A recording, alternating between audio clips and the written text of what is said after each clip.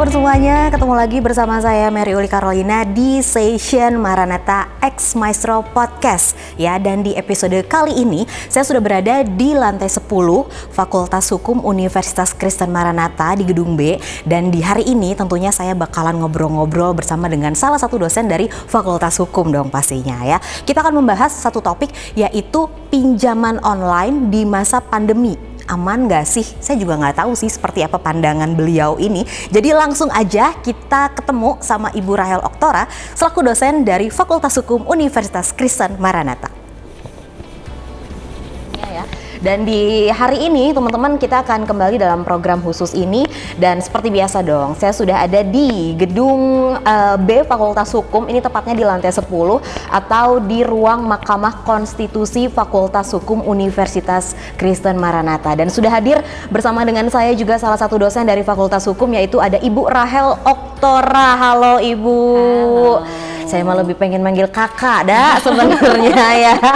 Fresh banget. Terima kasih mau hadir dan mau ngobrol-ngobrol nih ya. Terima kasih juga sudah mau berkunjung. Nah iya, nanti kita akan jalan-jalan juga karena di depan saya itu biasanya saya melihatnya di TV-TV seperti ruang persidangan gitu. Kalau yang di belakang ini apa nih Bu Rahel? Ini jadi ruang persidangan untuk khusus perkara konstitusi. Jadi kayak di ruang sidang Mahkamah Konstitusi, hakimnya seperti ini ya. 9 gitu. Oh oke. Iya di seberang kita ada waktu untuk ninjau juga. Itu peradilan umum biasa untuk urusan perdata, pidana, tata usaha negara, dan ini juga untuk ruang simulasi mahasiswa juga. Iya, untuk anak-anak yang memang mengambil jurusan ini memang langsung simulasi di sini ya. Jadi ada mata kuliah praktik persidangan kan. Jadi kita belajarnya langsung praktek. Wow ya, jadi memang Universitas Kristen Maranatha memfasilitasi sampai sejauh ini ya. Benar-benar ini aslinya juga seperti ini kan ya di kehidupan nyata ya. Terus ya di pojok sana ya, itu ada baju-bajunya juga. Jadi memang bisa OTD langsung ya dengan baju hakim. Iya, nanti boleh milih aja mau pakai yang warna apa. Karena beda warna itu ceritanya beda peradilan apa. Beda job desk ya tadinya ya. Oke, di hari ini Bu Rahel, ini kita membahas tentang satu topik yang memang topik-topik ringan aja, tapi ini penting banget untuk kita ketahui, apalagi untuk masyarakat luas ya, yaitu tentang pinjaman online di tengah pandemi. Ya, kalau pinjaman online doang mungkin kemarin-kemarin oke lah sering mendengar. Mungkin saya butuh, ada yang butuh nggak butuh, tapi di tengah pandemi seperti ini makin banyak yang membutuhkan ya. Nah, jadi kita akan membahas bersama dengan Ibu Rahel karena sekarang juga makin marak sekali yang namanya pinjaman online. Itu munculnya juga nggak di undang-undang ya, di SMS, di chat, di media sosial. Kadang-kadang mungkin yang menggunakan media sosial Instagram tiba-tiba kita lagi scroll ada aja gitu kan, sponsor konten gitu. Seperti itu. Akhirnya mungkin jadi kepikiran terus olah-olah menjadi butuh dan kita akhirnya melakukan peminjaman itu. Nah, pertanyaannya itu semua menjanjikan proses yang mudah. Memang semudah itukah Ibu Rahel sebenarnya? Kalau mudah iya. Jadi kadang gini, kalau orang mau kredit ke bank ya, orang mau kredit ke bank itu formulir yang harus diisi aja banyak. Betul. Kemudian banknya akan verify juga kita tuh punya penghasilan berapa banyak sih. Kita punya kesanggupan bayar segimana sih, sehingga pantasnya kita dapat pinjaman seberapa besar dengan nyicil berapa lama. Oh, jadi kita ngajuin berapa belum tentu di ases itu ya. Jadi kan kalau di bank akan dibandingkan juga dengan kemampuan bayar kita karena bank juga nggak mau ya kena resiko kredit macet. Jadi kan pasti ada analis kreditnya dulu yang bekerja sebelum kita kreditnya di ACC. Nah, tapi kalau pinjaman online disebut mudah, memang relatif mudah. Kenapa? Karena kita tinggal isi aplikasinya ya online, masukin nama, alamat, apa bla bla bla yang mereka minta. Kadang ada juga yang minta kita selfie dengan KTP kita. Nah, itu nanti ceritanya tentang isu perlindungan data pribadi ada lagi lah. Itu nanti kita nggak bahas di sini. Nah, kemudian ajukan pinjaman berapa banyak nominalnya, berapa lama jangka waktunya. Mereka kemudian bikin simulasi perhitungan deal ya dengan kita pinjam segitu dalam jangka waktu sebulan, nanti pas tanggal segini kamu harus bayar sekian dengan bunganya dan segala macamnya. Terms and condition seperti apa, klik agree baru nanti lanjut kan begitu. Nah, kemudian dana akan cair ke rekening Anda dalam hitungan sekian hari kerja, relatif cepat. Jadi nanti langsung masuk uangnya ke rekening kita.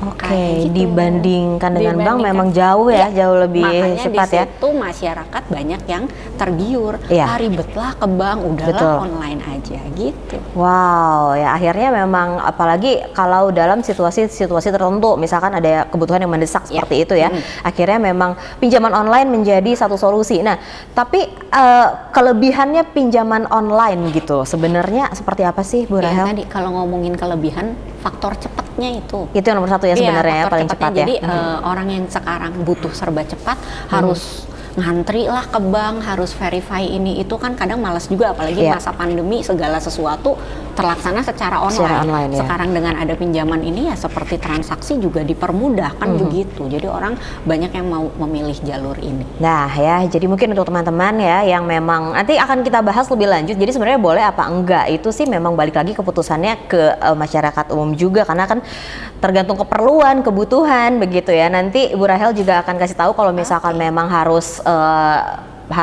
melakukan peminjaman online, sebenarnya kita sebagai debitur ya ada juga yang harus diperhatikan dan dipikirkan matang-matang seperti itu ya. Nah, ini tentang pinjaman online ini untuk keamanan dan legal seperti apa begitu, karena kan ya iklannya kan kita lihat mungkin orang-orang awam yang ngelihat toh iklannya udah marak di berbagai media sosial gitu ya, khususnya yang ada di media sosial. Kalau misalkan emang yang SMS atau chat kan kita juga bingung ya itu nomor-nomor seperti apa, tapi karena ini ada media di sosial, konten-konten, kemudian iya, kontennya juga didesain sedemikian rupa Betul. yang bikin orang kadang ya gampang aja logonya apanya Logonya semuanya ya, apa. tagline Oke. di YouTube kadang-kadang sering nggak sih kita lagi nonton sesuatu tiba-tiba di-cut untuk iklan Iya, itu. Nah, iya. itu jadi sebenarnya keamanan dan legalitas pinjaman online yang ada di Indonesia sebenarnya udah aman semua kah? Seperti apa Bu Rahel? Oke, jadi sebenarnya kalau dari sisi aturan yang ada tuh di POJK, Peraturan Otoritas Jasa Keuangan. Iya, di OJK. POJK nomor 77 tahun 2016 tentang layanan pinjam meminjam uang berbasis teknologi informasi. Yang intinya di aturan itu tuh dibilang bahwa perusahaan yang melaksanakan transaksi seperti itu, ya, yang meminjamkan uang kepada masyarakat melalui bantuan teknologi informasi atau berbasis online begitu, harus terdaftar di OJK. Harus terdaftar Iya, ya. jadi yang itu- pertama itu legalitasnya itu dulu harus terdaftar di OJK sehingga punya izin. Iya. Ya, mereka berizin. Nah, dengan mereka berizin artinya mereka berada di bawah pengawasan OJK. Ya, berada di bawah pengawasan OJK, tapi ketika kita bertransaksi kembali lagi lingkupnya menjadi lingkup privat atau urusan perdata antara pihak dengan pihak. Yaitu kita sebagai calon debitur dan perusahaan pinjaman online itu atau yang sering disebut dengan peer-to-peer lending atau perusahaan fintech, financial technology ya. Antara kita berarti terjadi kesepakatan perdata. Kesepakatan Oke. perdata ya tergantung kesepakatannya seperti apa, kita menyepakati itu akan jalan seperti itu. sesuai memang kesepakatannya Iya. itu tadi ya. Nah, jadi memang untuk legalitasnya harus terdaftar di OJK. Betul, Tapi dan- kalau misalkan sebenarnya yang sekarang terjadi banyak ya sebenarnya yang tidak jadi banyak yang terdaftar. tidak terdaftar. Intinya berdasarkan kecanggihan teknologi dibikin dulu aplikasinya. Iya. Aplikasinya udah tahu-tahu Gampang bisa ya di-download, sekarang ya untuk- tahu-tahu bisa untuk- di-download di Play Store atau di App Store dan kemudian kita udah bisa langsung bertransaksi di situ tanpa kita teliti dulu dia terdaftar atau enggak. Karena kita bolehlah browsing cari-cari berita. Dalam setahun OJK itu bisa memblokir aplikasi bisa puluhan ratusan gitu. Ratusan aplikasi ya? Iya, puluhan atau ratusan aplikasi bodong, aplikasi Iya, nakal. lembaga bodong Iya, tadi. yang seperti itu berarti kan artinya praktek-praktek di luar yang legal itu marak banget kayak gitu. Oke, nah tapi ini menjadi satu satu pembahasan juga, katanya yang namanya pinjaman online bunga tinggi. Apakah sudah pasti seperti itu Bu Rahel? Relatif jauh lebih tinggi daripada Oh, bunga jadi memang kredit. betul ya berarti Iya. ya. Aha. Ya, jadi bisa jadi misalnya saya mau pinjam 1 juta. Ya, ajukan aplikasi pinjaman Anda, berapa dana yang mau Anda pinjam? Saya pinjam 1 juta. Dipotong adminnya bisa 100 sampai 150 ribu sehingga uang yang kita terima 900-an. Loh. Oh, udah Iya. jadi 900 ya. Uang cash Kita. yang masuk ke rekening kita 900. Langsung dipotong admin, ya. Udah gitu mau minjem berapa lama? Pinjem 2 atau 3 minggu kita bisa harus ngembaliin 1.200.000-an. 20% 2 minggu gitu. Ya ampun. Ya, bisa Dari- 1.100.000 atau 1.200.000 Harus kalau saya segitu nggak ya salah. memang ya. Iya, sebenarnya kan sebesar itu ya. harusnya bicara harus nggak harus itu kan kembali lagi ke si pelaku usahanya. Berarti makanya nggak salah juga orang-orang yang bilang hati-hati sekarang marak rentenir digital. Betul, gitu. rentenir seperti digital, itu. iya. Maka kita kan harus lihat dulu kebutuhannya apa sih sampai kita mau deal minjam dengan bunga seberat itu. Iya, itu yang memang harus Iya, dipikirkan rasional sebenarnya. nggak sekarang kalau kita mau untuk kredit usaha. Ya kita kan hitung dulu dong kalau kita usaha itu profit margin kita berapa dengan keuntungan yang kita dapat, setidaknya break even point atau tidak, bisa ngembaliin enggak. Jangan-jangan belum apa-apa sama bunganya aja kita udah nggak sanggup bayarnya kan gitu. Nah maka memang ini banyak diambil oleh orang-orang yang dalam tanda kutip kepepet.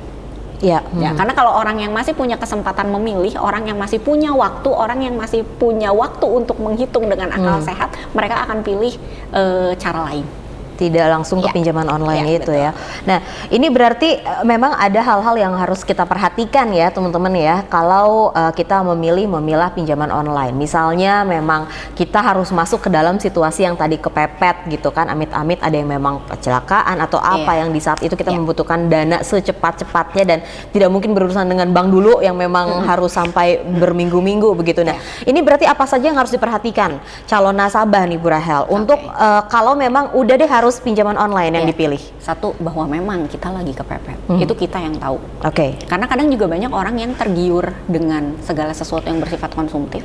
Sekarang belanja online, boleh pay later, ya kan, boleh ngutang. Semuanya boleh nanti ya, Semuanya bayar mundur. boleh nanti. Sekalinya harus dibayar ya udah uangnya pinjem dulu, minjem. Nah kayak gitu kan artinya kan kita yang benar-benar tahu kebutuhan kita yang harus sejauh mana sebenarnya kepepetnya ya. Kita yang harus secara rasional memilah apakah benar kita kepepet. Ya karena kan relatif. Saya merasa kepepet mungkin orang lain enggak. Betul. Ya kan seperti itu. Jadi kita memang harus memilah-milah itu dulu. Dan kalau memang kita udah nggak punya pilihan lain, ya kita harus pinjam seminimal mungkin. Ya jangan sengaja minjem pokoknya gede. Ya karena nanti bunganya kebayang berapa. Dan ukur juga kemampuan bayar kita untuk melunasi sesingkat-singkatnya. Karena kalau misalnya enggak, ya ngegulung terus. Kalau kita telat nih, amit-amit ya ada denda dan sebagainya, itu dihitungnya harian. Utang sama bunganya bisa jadi gede, bunganya kan ngeri. Aduh, ya. Itu nyata terjadi sih sebenarnya ya. Jadi, dan kemudian juga kan berarti kita harus perhatiin terdaftar nggak di OJK. Itu bisa browsing, bisa search. Ya.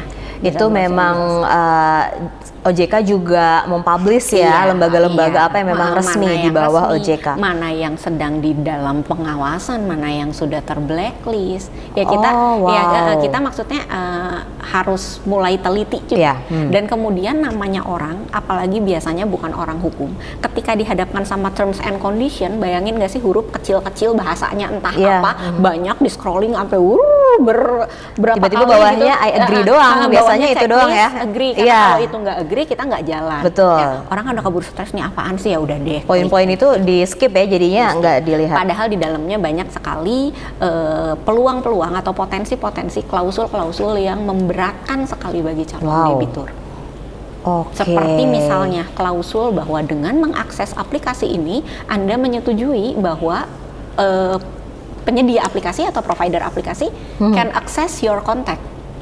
Data pribadi akan bisa mengakses diakses kontak kita. Ini saya punya pengalaman pribadi nih. Jadi ada waktu itu saya baru kenal dengan seseorang. Katakanlah saya ada urusan dengan orang itu, saya mau bikin event dan dia mau ngedekorin di event saya itu. Nah, dia waktu itu minta ke saya, minta DP apa segala macam dan saya kasih. Udah deket-deket hari H dia bilang mohon maaf saya nggak bisa lanjutin. Nanti saya kembaliin aja uangnya karena satu dan lain hal. Ya udahlah, saya anggap aja dia memang mungkin lagi ada kesulitan. Saya segera cari vendor baru dan itu aman. Tapi nggak lama tiba-tiba ke HP saya masuk SMS.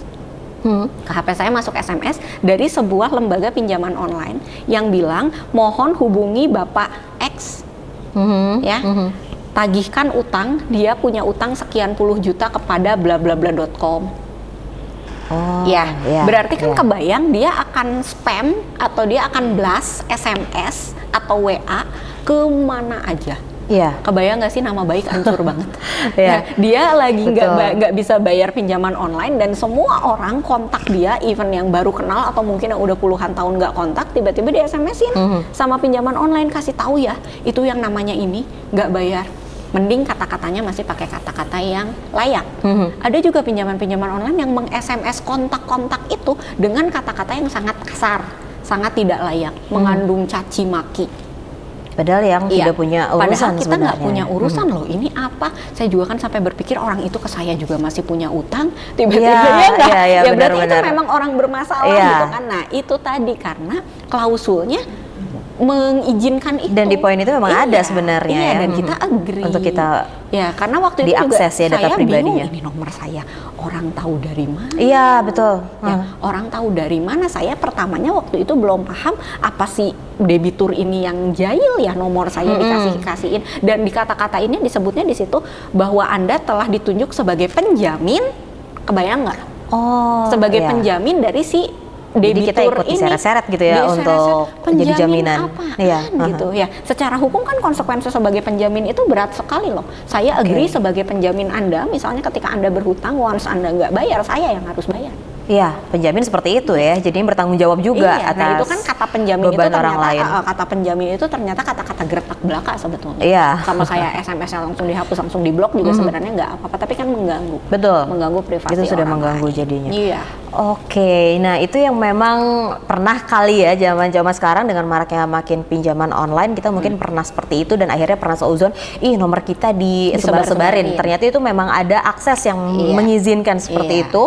Apalagi kalau padahal tadi hubungannya bisa dibilang jauh ya, hanya sebagai untuk kita profesional kan, maksudnya gini, vendor. Iya, saya sama orang itu hubungannya personal, katakanlah gitu. Orang itu punya hubungan utang piutang dengan peminjam online, pemberi pinjaman online, saya tiba-tiba diseret-seret. Dan bukan hanya saya, tapi mungkin kalau dia di situ punya kontak banyak 800, juga orang lain ya yang 800 orang ikut terseret. Semuanya disuruh jadi penjamin coba ya, ampun kan orang yang nggak tahu kemana. Iya, nggak masuk akal, betul.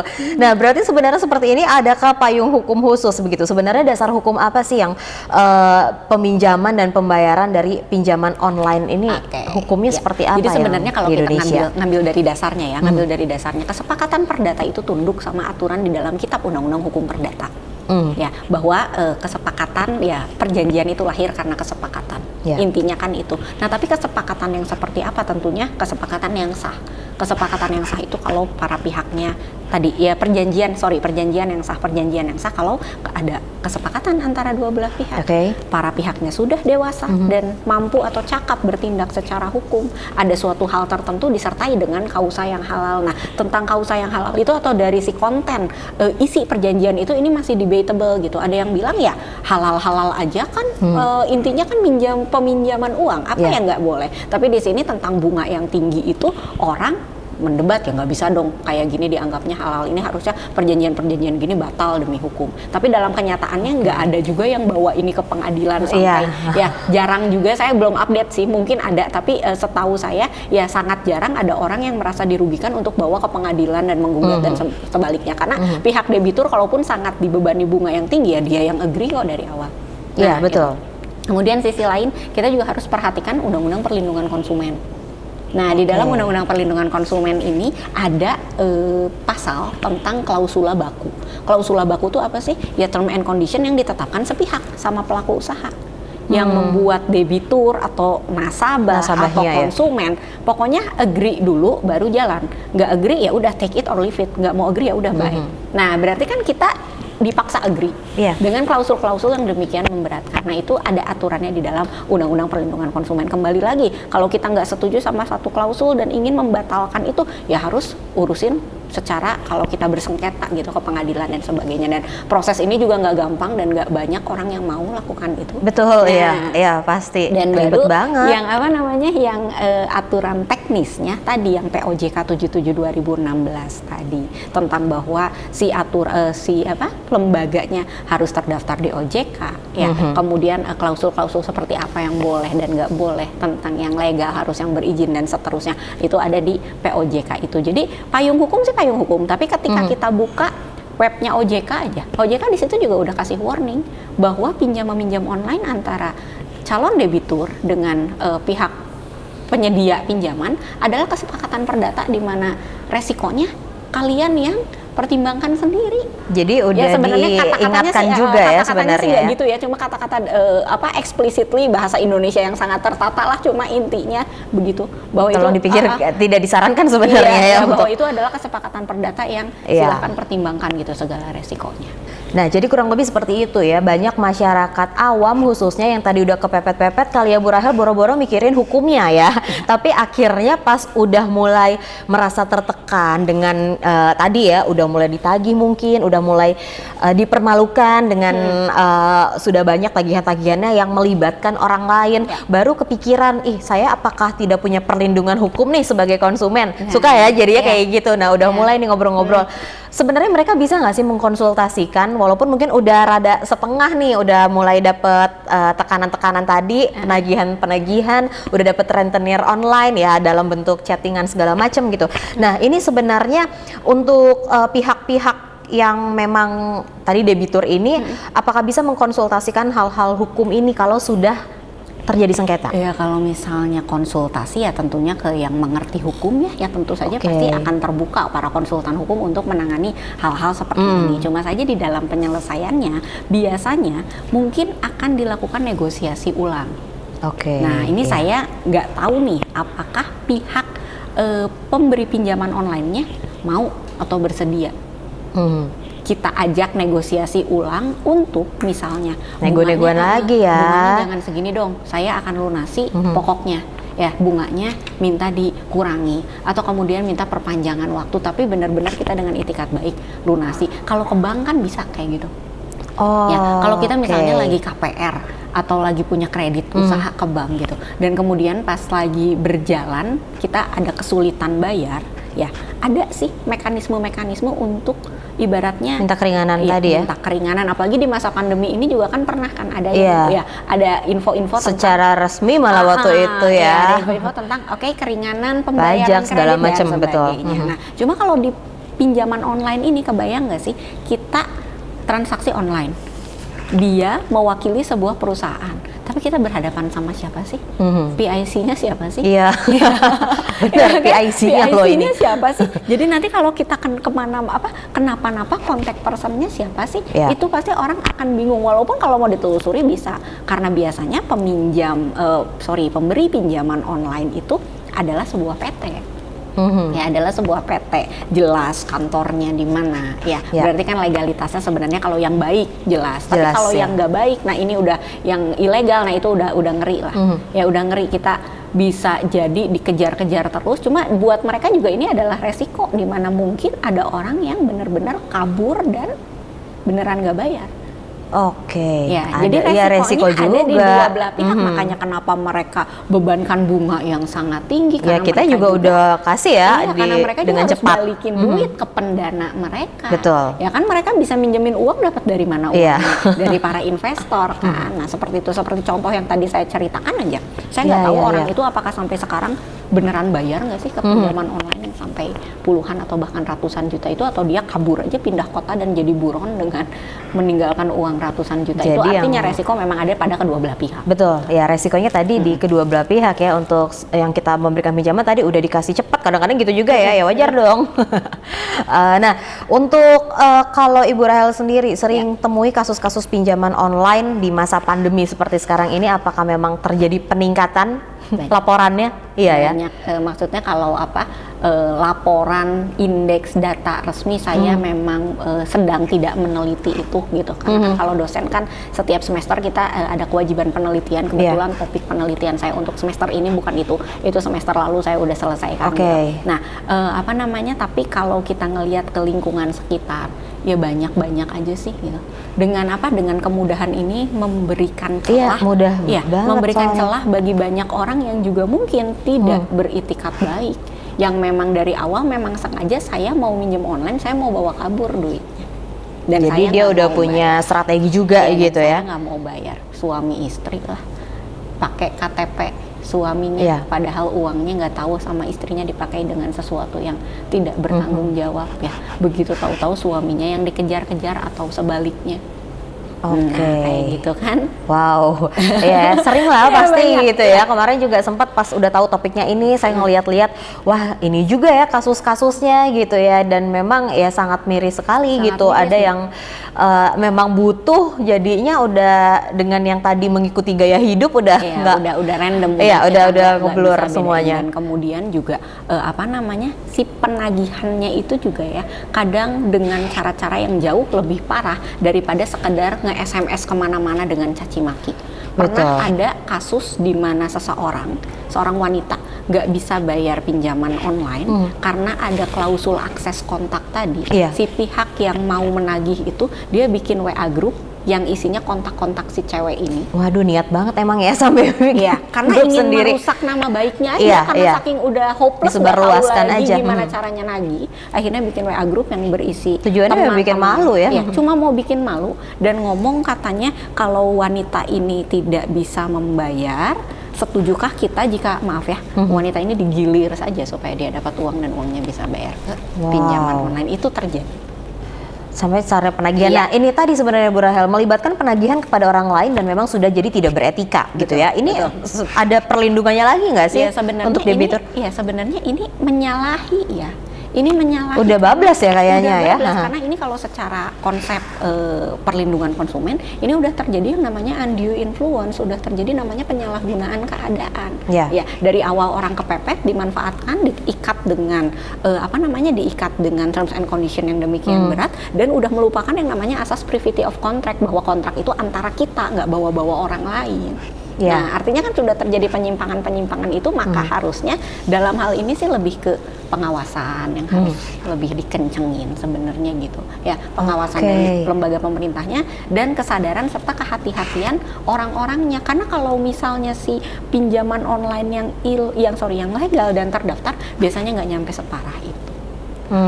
Jadi dia masih ngikutin rambu-rambunya berdasarkan POJK yang tahun 2016 itu. Oke, jadi yang nggak tadi sampai seperti itu gitu ya, yang mempermalukannya sampai sejauh itu. Nah, ini berarti saya juga akhirnya jadi relate sekali ya, ilmu hukum ini erat kaitannya dengan urusan ekonomi gitu kan. Ilmu hukum dikirain ya tadi cuma nyidang-nyidang doang, main hakim-hakiman gitu-gitu ya. Tapi ternyata ada bukan hanya urusan perkara pengadilan aja teman-teman, atau urusan akte seperti itu ya. Nah, ini ada kaitan antara ilmu hukum dan bisnis ekonomi. Betul. Nah, dan di Universitas Kristen Maranatha juga ada ya untuk khusus. Kita memang konsentrasinya itu. Oh, oke. Ya, jadi Fakultas Hukum Universitas Kristen Maranatha itu kita berdiri dari tahun 2009 dan kita memang konsentrasinya ke hukum bisnis dan investasi. Ya, Ya. jadi materi-materi atau pembelajaran-pembelajaran kita fokusnya ke situ. Tapi bukan berarti kita nggak belajar hukum pidana, nggak berarti kita nggak belajar hukum acara, belajar. Ya, jadi misalnya hukum dari awal ya, dari semester 1 nih belajar pengantar ilmu hukum, pengantar hukum Indonesia. Itu ilmu memang negara, dapat itu ya, sama, secara global dulu ya. Oke. Kemudian ngambil ada hukum perdata, hukum pidana, hukum internasional, tata negara, sama. Tapi begitu fokus pidananya kita belajar apa nih? Kita nggak belajar tentang bagaimana seluk beluk penjara. Tapi pidana yang kita pelajari adalah pidana dalam bisnis, money laundering, consumer fraud yang kayak tadi, misalnya, ya hal-hal seperti itu. Nah, kemudian juga hukum investasi, ya kita belajar tentang hukum pasar modal, hukum penanaman modal, yang seperti itu. Kemudian juga mata kuliah pilihannya ke franchising law, ya waralaba. Kayak misalnya kita sekarang pengen buka, kita punya duit nih, kita pengen buka Starbucks gitu, kita pengen buka McDonald's gitu. Yang udah brandnya kuat ya. Iya, itu gimana sih caranya? Kemudian perjanjiannya seperti apa? Oke, aspek hukum yang wow. diperhatikan harus. Nggak cuma punya duit aja ya, Bu Rahel. Karena gini, kalau harus orang, tahu juga. Karena kalau orang punya duit nggak tahu hukum, ngeri. Ya, dia melupakan aspek-aspek legal yang ada, yang tadinya mau untung, lupa ngurusin pajak, lupa ngurusin perizinan. Malah tadinya harusnya bisa beroperasi mulus, disegel, ditegur, lagi di kena denda, perjalanan gitu. bisnis Iya. lagi enak Iya, gitu ya. betul. Hanya karena tadi agak miss aja Iya, pas karena- lagi di awal karena tentang miss ilmu hukum. Tentang aspek legalnya malah jadi resiko kan ke pebisnis juga. Nah, makanya itu jadi kita karena tahu kebutuhannya se-urgent itu gitu ya. Maka memang fokusnya ke situ gitu. Fokusnya ke hukum bisnis dan investment. Oke, jadi dari 2009 Kita ya. dari 2009. Dari 2009. Jadi untuk teman-teman nih yang mungkin taunya cuma ya Faculty of Law, cuma tahu itu doang, jadi pengacara deh beresnya, udah enggak ya ternyata di dalamnya masih ruang kerjanya atau peluang nanti karirnya juga luas kok gitu. Jadi orang juga banyak yang khawatir, aduh masuknya ke Maranatha hukum bisnis dan investasi padahal gue pengennya jadi jaksa. Iya, kepikirannya kan gitu kan. Tapi ada lulusan kita yang udah jadi jaksa dan jadi jaksa termuda sekarang udah praktek di Nusa Tenggara. Ya, kan? Dan ada juga yang udah jadi hakim, yaitu angkatan pertama, angkatan 2009. Angkatan 2009 dia lulus tahun 2013. Udah banget ya berarti dia lulus di usia tahun 2013-an ya sekarang udah jadi hakim. Udah beneran praktek jadi hakim. Dan kemudian yang lain yang kerja di corporate yang kerja di corporate jadi corporate legal. Kemudian yang udah berpraktek sebagai pengacara, nah nanti udah jadi pengacara ya pilihlah perkara yang Anda mau dalami gitu. Ya. Jadi memang luas sekali sebenarnya ya Rahel ya untuk tadi tentang ilmu hukum.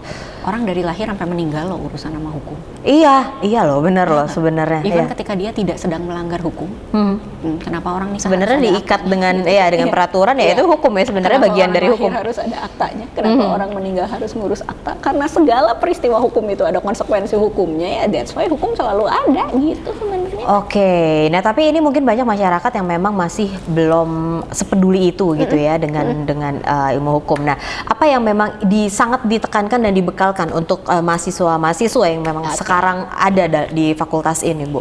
Kemampuan problem solving. Karena pada akhirnya seorang lulusan hukum itu ya dia harus bisa nyelesain masalah. Iya nggak? Jadinya mereka dibayar untuk itu ya, dimintain tolong untuk itu sebenarnya kan membantu para kliennya. Ketika orang-orang misalnya yang kerja sebagai desainer atau sebagai apalah gitu, orang datang ke mereka tuh orang-orang yang sedang bahagia, bikinin gue rumah dong, gitu kan, ya kan? Yang datang ke orang hukum sebenarnya kan banyak orang yang in trouble, bermasalah emang. Ya kan?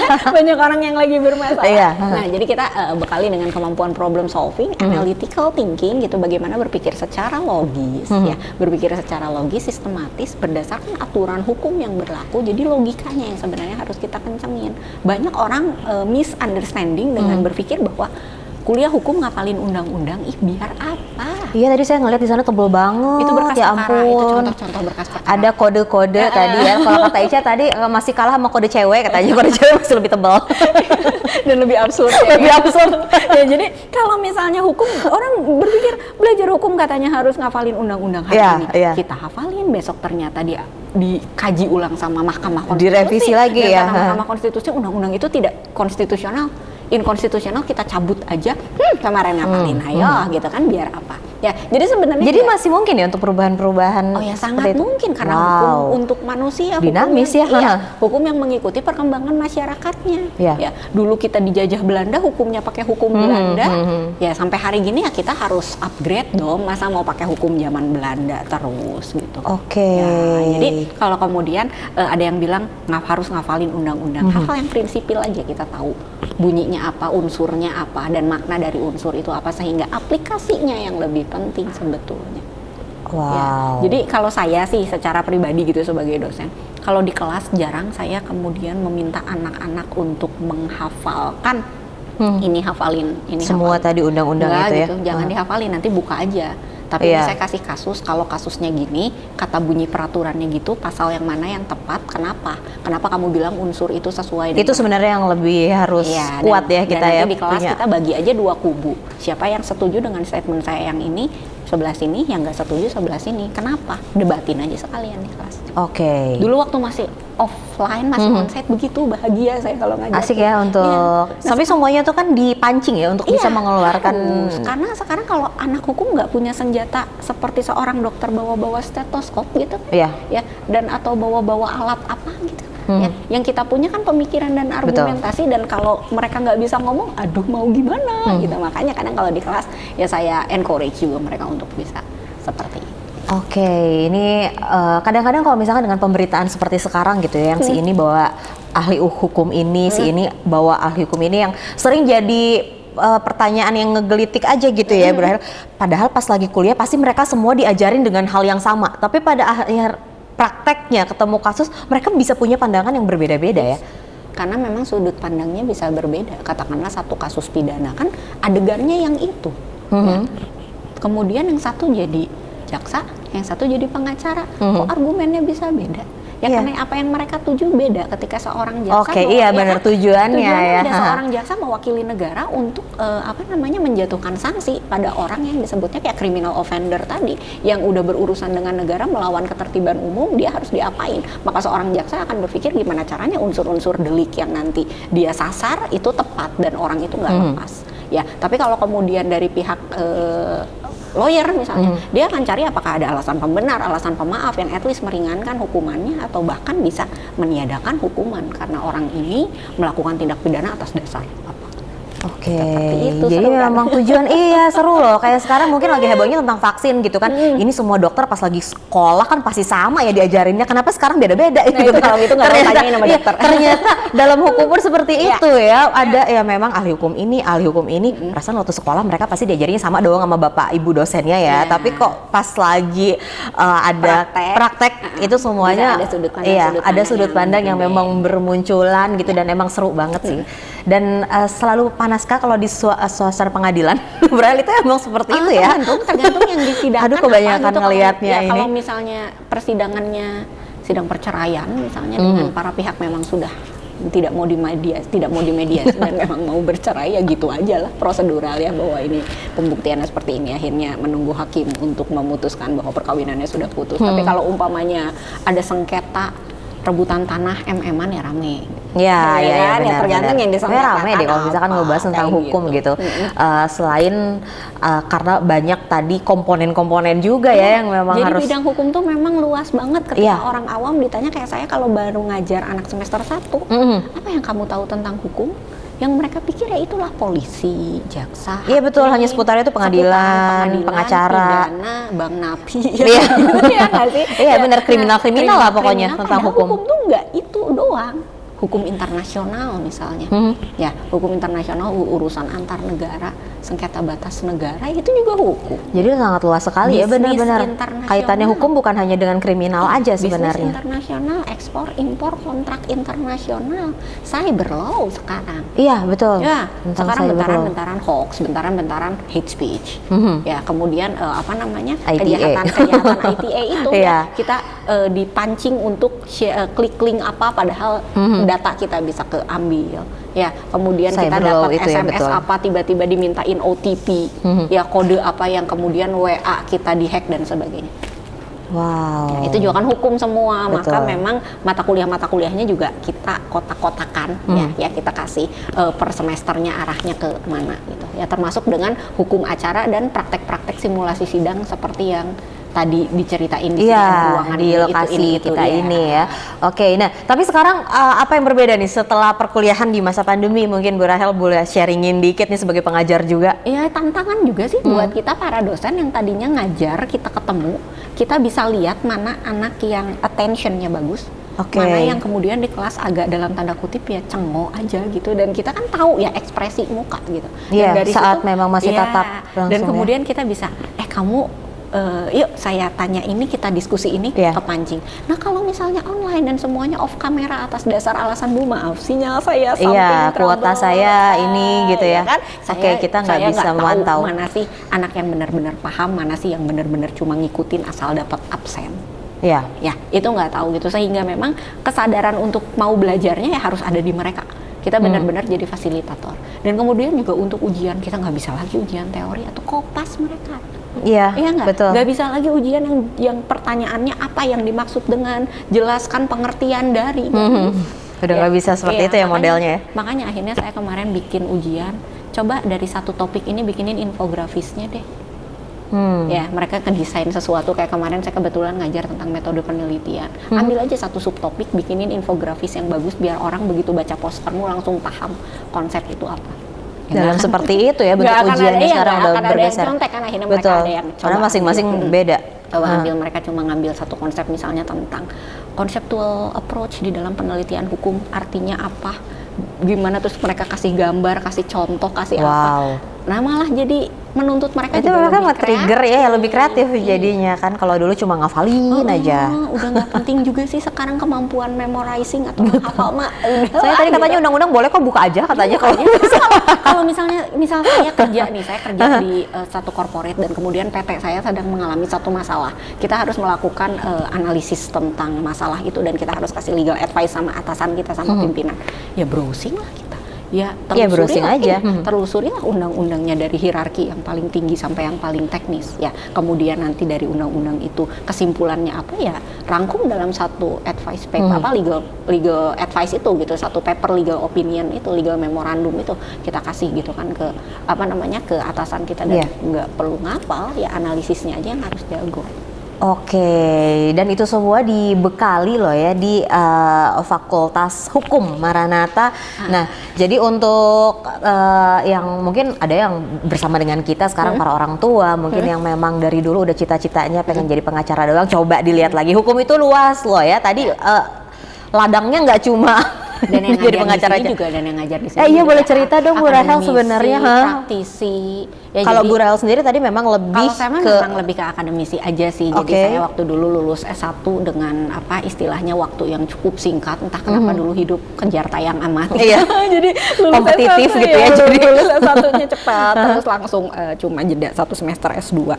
Dan kebetulan jalannya aja pas di sini lagi baru buka pas saya lagi S2 gitu. Jadi saya bisa mengabdi di sini dan kemudian ya gitu saya berarti bersama tim waktu itu juga ikut menyusun ya untuk iya pokoknya baru pas ketika zaman-zaman baru merintis lah akreditasi pertama gitu. Wow. Nah, pas semakin hari ya udah saya concern jadi dosen aja dengan segala kewajibannya, penelitian, bikin paper apa segala macam. Jadi saya dalami di satu bidang ilmu. Kalau saya lebihnya sih memang ke pidana, tapi ya pidana dalam bisnis gitu. Pidana bisnis ya. Nah kemudian kalau yang lain, dosen-dosen yang lain ada yang sambil jadi lawyer ya kan.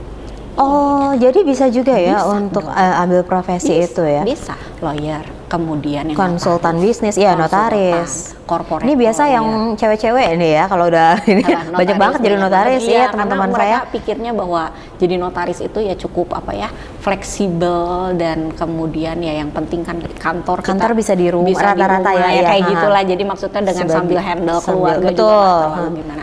Ya banyak dan kemudian juga sebenarnya kan profesi hukum itu juga luas. Betul, iya. Ya, penyelesaian sengketa nggak cuma di pengadilan, ada istilahnya penyelesaian sengketa non litigasi, kita bisa jadi mediator, kita bisa jadi negosiator atau jadi arbiter istilahnya. Tapi yang kelihatan kenapa ya profesi-profesi itu aja yang pengacara, notaris itu yang doang. banyak terpublish di mana-mana gitu. Jadi orang awam taunya itu, kalau kita udah mendalami ya bisa tahu lebih banyak. Nah, makanya yang luar biasa di Universitas Kristen Maranatha tadi fokus ke situ juga ya, hukum, bisnis dan investasi itu dia. Itu dari semester berapa sih Bu Rahel kita udah mulai fokus ke situnya? Iya, banyak ke situnya. Dari semester 4. Jadi kalau misalnya semester 1 jadi tahun kedua udah mulai ya? Iya, dan kita tuh ada magang. Nanti bentar saya ceritain tentang magang. Semester 1 masih yang dasar-dasar ya, pengantar hukum Indonesia, pengantar ilmu hukum, ilmu negara yang seperti itu. Kenalan sama hukumnya ya. Semester 2 tuh bidang-bidang hukum yang gede-gedenya, hukum internasional, pidana perdata, tata negara yang seperti itu. Kemudian semester 3 udah fokus ke perjanjian, ke hukum perikatannya. Oh, udah makin mengerucut ya sebenarnya ya kalau ilmu hukum ini ya. Di semester 4 udah mulai ke hukum acaranya, praktek-prakteknya, kita tahu proseduralnya menyelesaikan satu masalah. Dan kemudian di semester 4 juga udah mata kuliah yang berbau investasi dan bisnisnya udah banyak. Semester 5 kita di kemahiran, mata kuliah kemahiran penyusunan kontrak, bikin kontraknya. Ya jadi terms and condition yang kita suka baca itu kita juga harus bisa bikin. Oke, dan itu detail banget loh, maksudnya nggak boleh miss sama sekali. Ada alumni kita yang udah bisa masuk ke perusahaan-perusahaan startup gitu, Blibli.com, yang startup. Kan kerjaan mereka bikin itu. Ya ada juga yang udah jadi legal di mana Kuiper. Itu betul-betul kayak kontrak baru ya yang harus dipikirkan untuk poin-poinnya. Nah, berarti kan kita bekali juga dengan mereka punya mata kuliah kemahiran penyusunan kontrak, kemahiran penyusunan kemahiran hukum perdata pidana, penyusunan undang-undang, seperti itu. Nah, kemudian di semester 6 udah mulai ke legal research-nya, metode penelitiannya, ya, dan kita nyuruh mereka magang. Ya, silahkan praktek kerja di instansi yang kalian suka. tapi relate sama hukum. Yang pengen jadi notaris ya cari kantor notarisnya, yang pengen jadi lawyer cari kantor advokatnya, yang Betul. pengen jadi legal di perusahaan ya carilah industri atau kantor apa Kantor yang bisa yang memang kuat ya, mengakomodasi. bisa mengakomodasi. Kayak magangnya itu di dalam satu semester itu ya kita kasih 3 bulanan lah mereka intensif magang Oke, gitu. Dan betul-betul ke kantornya ya dan ikut untuk membantu staffnya dan semuanya. nanti kita sidangin gitu. Jadi selama kemarin magang ngerjain apa, dapat apa, bisa apa, urus kaitannya sama materi yang diajarkan di perkuliahan gimana mereka explain. Gitu. Ada laporannya ya. Ya ada baru di semester ke-7 udah mulai masuk mata kuliah tingkat akhir dan mau tugas akhir. Jadi kalau cepat, kalau IPK-nya bagus 3,5 tahun selesai. Sudah termasuk dengan magang tadi ya sebenarnya ya. Cepat juga loh. Cepat. Oke. Ya, dan kalau secara hitungan biaya ya, menurut saya ya, kuliah hukum tuh modalnya nggak gede. Oh, kenapa tuh Bu Rahel? Nggak banyak beli alat. Oh, sebenarnya udah disediain ya. Nggak, alat apa kayak misalnya. Tapi alat apa juga ya, makanya betul. Kan kalau misalnya yang sains Untuk tadi simulasi semuanya udah ada. Ya, kalau yang sains teknik praktikum kan itu Harus punya masing-masing, betul. Ya bikin ini itu kan modalnya lumayan. Kita kan beli buku juga sekarang udah banyak akses e-book, ya jangan ngeakses yang bajakan-bajakan. Iya, gitu tapi ada disediakan jurnal. Segala macam. Ya modalnya nggak gede. Tambahin dengan kemampuan bahasa Inggris yang bagus. Oke, Ya. harus itu ya semua ya. Saya rasa itu semuanya juga udah penting Dalam sekarang. 3 tahun setengah kemudian nanti bisa kerja atau mau S2 atau nanti mau ngambil profesi. Harus jago ngomong, bener nggak sih kalau itu Iya dihukum sih, katanya? argumen. Ya bukan sekedar banyak omong tapi Iya, jangan jadi omong kosong ya. Tapi memang argumennya itu dibekalin juga nggak sih? ada logika dan penalaran hukum. Oke, wow. Jadi kita nggak bisa berargumen asal kenapa kita menyatakan itu karena semua orang menyatakan itu. Ya, pengen fallacy. aja gitu ya. Ya itu Gimana fallacy, sih? kesesatan berpikir nggak boleh kita. Oh, jadi ada berargumen logika gitu. Ya, dan ada tata cara berpikir logisnya gitu. Bahwa kenapa? Jadi ada dasarnya ya. Kenapa kalau kamu berargumen seperti ini valid dan argumen begitu nggak bisa diterima karena nggak valid karena ada kesesatan berpikir di dalamnya. Nah itu juga diajari. Wow. Begitu seru. Ada nggak sih mahasiswanya Bu Rahel yang tadinya pendiam banget terus tapi memang tertarik nih mau belajar hukum terus akhirnya memang jadi jago berargumen segala macam. Jadi maksudnya di Jadi sini nggak orang-orang pendiam mah boleh tuh ya masuk hukum boleh, ya. karena kita di sini sediain juga unit kegiatan kayak ekskulnya lah. Oh, ada juga di Ekskul Fakultas debat. Hukum. Ekskul debat itu kalau ntar belah sana piala, ntar kita lihat dulu lihat juga Ada ya? lomba-lomba debat yang udah kita juarai Sering-sering, iya. tingkat nasional. Ya, nah lomba unit kegiatan debat, unit kegiatan international moot court. Jadi semacam persidangan tapi internasional gitu. Kita jadi ada kasus-kasusnya yang lintas negara. Kemudian juga yang simulasi persidangan nasional itu nanti yang jadi hakim, jaksa, bla bla bla, kita beresin perkara ya, hakim, jaksa, lawyer dan sebagainya. Kemudian ada kompetisinya juga ya? Ada, ya.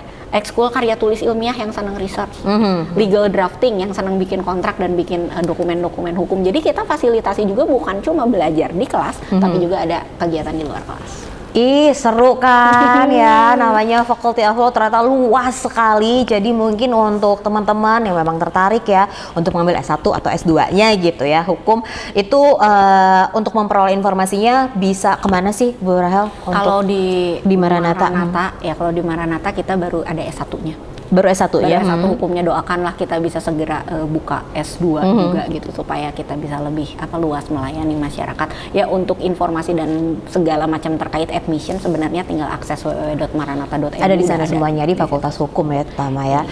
Oke ya. Jadi mungkin sebagai di 2 menit terakhir Ibu Rahel mungkin mewakili teman-teman dosen juga nih ya, terutama dari tadi yang kita bicarakan gitu di beberapa waktu ke belakang dari hukum bisnis dan investasi gitu. Seperti apa sih mungkin ingin kasih pesan-pesan untuk masyarakat gitu yang memang masih sangat ya biasa aja gitu tahu hukumnya dan memang belum terlalu peduli tentang hukum ini. Ya hukum penting, hukum penting, ilmu lain juga semuanya penting. Tapi pastikan ketika kita ingin memilih, mempelajari apa, pastikan itu sesuai dengan passion kita, sesuai dengan keinginan kita sehingga kita bisa jadi seseorang yang outstanding lah istilahnya di situ. Jangan masuk ke satu jurusan yang bikin kita cuma jadi orang rata-rata atau orang biasa aja. Wow. Ya gitu ya, bagi yang berminat ya ditunggu. Jadi nanti kita bisa ketemu langsung di sini. dan semoga pandemi ini cepat berakhir gitu ya. Iya kan? Bukan mahasiswa aja yang pusing kenapa dikasih tugas banyak gitu. Dosen juga ini emang hal yang baru juga kan. Ajarnya jadi harus hal baru juga untuk dosen kan berarti saya ya. jadi harus bikin YouTube yang isinya saya menjelaskan ini dan YouTube-nya harus saya edit ya bahwa jadi YouTuber loh misalnya setelah pandemi. Corporate crime adalah begitu saya ngomong nanti sebelah sini ada tulisannya corporate crime apa ya, buat mereka juga jadi asik kan belajar. Betul.